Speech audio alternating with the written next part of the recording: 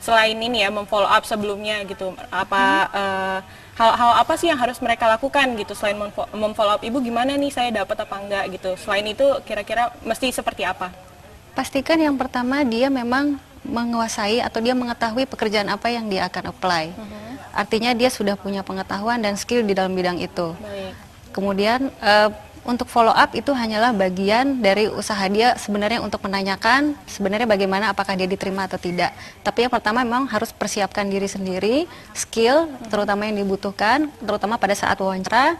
Kondisi secara psikis juga harus disiapkan agar stamina juga oke ketika interview semuanya lancar. Jadi interviewnya sukses. Interviewnya gitu ya, Bu? sukses seperti itu. Oke, kalau untuk proses follow up ya, kita kan dari tadi ngomongin follow up ya. Menurut Ibu, bagaimana sih follow up yang baik dari seorang kandidat gitu untuk ke perusahaan itu seperti apa, Ibu? Oke, yang bersangkutan bisa menghubungi ke perusahaannya, kemudian minta tolong mungkin disambungkan kepada bagian HR di rekrutmen. Setelah itu dia bisa menyebutkan namanya, pada saat itu dia tes hari apa, setelah itu dia menanyakan bagaimana pada saat tes hari itu apakah hasilnya saya lolos atau tidak.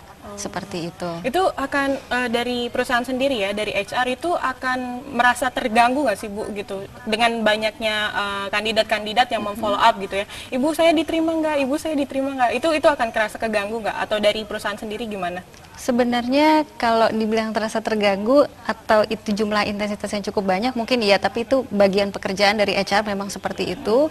Kita memang harus terima follow up dari para kandidat yang ingin menghubungi kita karena memang haknya yang bersangkutan juga untuk mengetahui apakah dia lolos atau tidak. Jadi saya rasa nggak masalah nggak ya Bu masalah. ya, itu normal, masih Normal dalam aja. batas wajar ya. Iya. Baik, kalau seandainya ada kandidat yang tidak memfollow up, itu menurut Ibu seperti apa? Jadi apakah, kan tadi Ibu bilang kalau follow up itu lebih serius, kalau yang nggak follow up gimana menurut Bu Novi? Sebenarnya tidak apa-apa juga, karena itu kembalikan lagi itu adalah hak si pekerjanya sendiri, si pencari pekerjanya.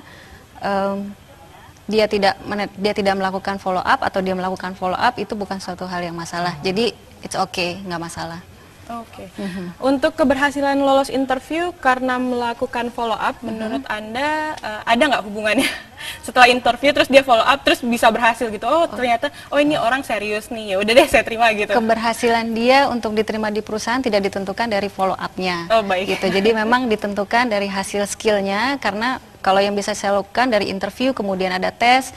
Kalau memang dia lolos di bidang tersebut baru dia lulus. Jadi untuk follow up hanyalah bagian saja ya, untuk konfirmasi dia agar mungkin dia nggak penasaran juga, pengen tahu sebenarnya diterima atau enggak. Tapi itu mungkin dari pihak HR-nya juga kita mungkin ada nilai plusnya. Oh ternyata memang orang ini sangat interest sekali. Itu hanya nilai tambah kecil aja.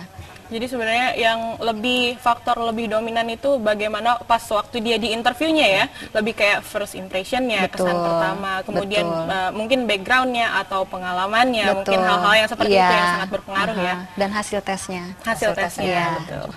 Oke, Ibu boleh minta tips dan trik untuk para pemirsa di rumah, bagaimana agar tidak putus bagi orang yang belum lulus pada saat interview, nggak lost contact gitu. Oke, yang pertama tetap semangat, bersabar, terus dicoba, selalu terus dicoba, karena biasanya kalau apply lamaran itu kan gak hanya satu, pasti banyak perusahaan. Jadi jangan khawatir ketika mungkin tidak diterima di satu perusahaan, pasti akan masih banyak lowongan di tempat lain. Artinya keberhasilan itu, seseorang bisa dikatakan berhasil ketika dia bisa melewati setiap kendala-kendala yang dihadapinya tanpa putus asa. Oleh karena itu tetap berusaha, jangan putus asa, bersabar. Kalau satu pintu tutup, pasti masih ada 1000 pintu lain yang terbuka. Baik, tuh pemirsa dengar ya. Jadi jangan putus asa, tetap berusaha terus ya. Oke, Ibu terakhir nih soal kira-kira kandidat kapan sih bisa melakukan lamaran ketika dia belum lolos interview gitu. Dia mau balik lamar lagi ke misalnya di perusahaan yang Indonesia. sama. Itu kira-kira jaraknya berapa lama gitu? Sebaiknya mungkin 2 bulan kemudian ya, karena pada saat itu dia seharusnya bisa melihat atau dia bisa menanyakan kepada HR dia gagalnya di mana. Pada saat itu dia bisa mempelajari, oke, kegagalan saya di sini berarti ada usaha untuk memperbaiki itu. Paling tidak sebulan atau 2 bulan dia bisa apply lagi. Baik. Dan kalau ada posisi yang memang vacant ya Bu ya, kalau Ya, sudah kosong gitu, betul. jadi dia harus rajin lihat-lihat lagi, ini ada Betul. lagi nggak, ada lagi nggak Iya. lowongannya gitu ya. Baik pemirsa, seru sekali ya kita perbincangannya bersama Ibu Novi mengenai tema yang kita bahas hari ini. Dan setelah ini di segmen terakhir kita akan ada jawab pertanyaan dari Facebook yang datang dari pemirsa di rumah maupun dimanapun di jobsdb.com. Jadi jangan kemana-mana, tetap di program PHK. Pokoknya harus kerja. Pokoknya harus kerja. Dan segmen kali ini kita akan menjawab langsung pertanyaan dari Anda. Tamu-tamu kita yang expert di bidangnya akan langsung menjawab pertanyaan dari Anda. Langsung saja kita lihat pertanyaan dari Facebook dari Abi. Abi bilang setelah diinterview dengan admin atau user perusahaan tersebut biasanya akan menghadapi proses apa lagi sih gitu. Boleh dijawab antara Ibu Novi atau Ibu Meli, terserah. Oke, kalau biasanya setelah interview itu tergantung dari perusahaan ya. Kalau yang kita biasa laksanakan psikotes, setelah itu yang lulus dari psikotes kita langsung interview dengan user. Atau bisa juga interview dengan user dulu, terus kemudian psikotes. Tergantung dari pekerjaan kebutuhan. yang specialized seperti finance ataupun staff level, biasanya usernya dulu. Usernya seret baru dilanjutkan psikotes ataupun medical. Supaya nggak wasting time aja sih. Betul, betul, Ya. betul.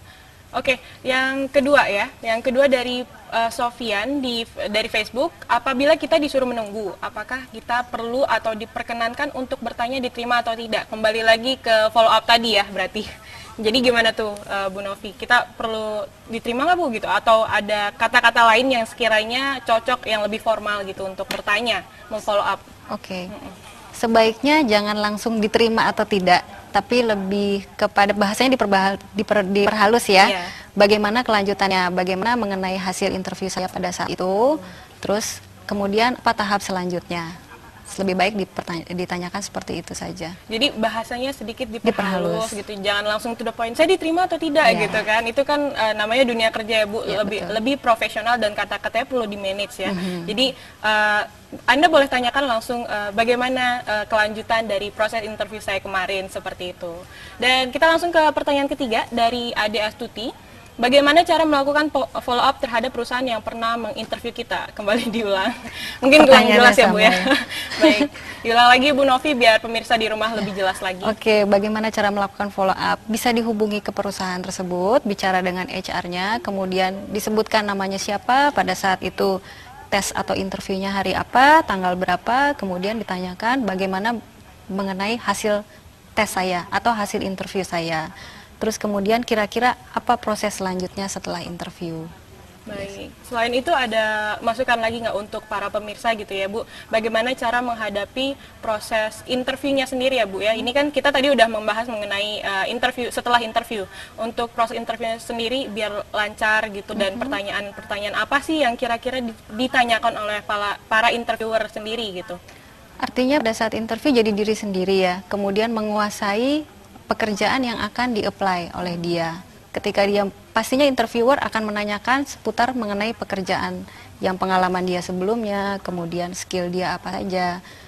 Kalau dia memang menguasai hal tersebut, tampil percaya diri, bicaranya juga lugas, tegas, dan jelas, saya rasa interview akan berjalan dengan lancar. Kemungkinan akan diterima mungkin cukup besar. Baik. Kalau untuk first impression sendiri Bu, menurut Ibu first impression seperti apa sih yang perlu ditampilkan dari seorang interview, seorang kandidat interview ya kepada interviewernya sendiri?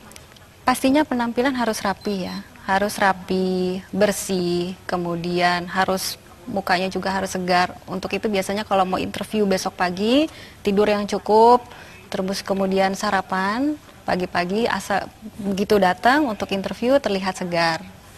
Terus kemudian untuk biasa kalau interview itu kan jaraknya dekat ya. Iya, betul. Jadi untuk itu mungkin akan lebih baik kalau dia mungkin harus Lebih memperhatikan secara fisik ya, Bu, ya? betul secara fisik. Ya, jadi harus siap mental dan fisik jadinya. Oke, dari Ibu sendiri, dari G4S sendiri kan sedang membuka rekrutmen ya Bu ya? Ya. Itu untuk posisi apa aja kalau boleh tahu Ibu? Kalau kami sih sekarang yang terus-menerus sedang dicari adalah proses untuk custodian, ya, untuk mengangkat kawal angkut uang berharga, untuk kasir, untuk processing uang di cash processing center, kemudian untuk security